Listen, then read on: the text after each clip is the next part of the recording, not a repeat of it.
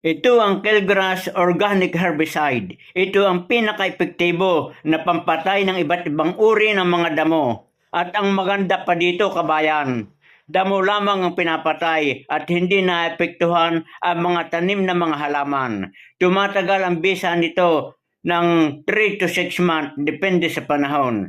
Sa gustong gumamit ng Kilgrass Organic Herbicide, nasa yellow basket na. I-check mo na bago pa ma-sold out. At ang direksyon nito mga kabayan ay mababasa ninyo sa container o sa lalagyan. At ang kagandahan nito kapag kakunti ang damo sa mga tanim nating mga halaman tulad sa mga palayan o ano pa mga at natanim nating mga gulay ay mas dumadami ang ating anin ng 50% ang dagdag.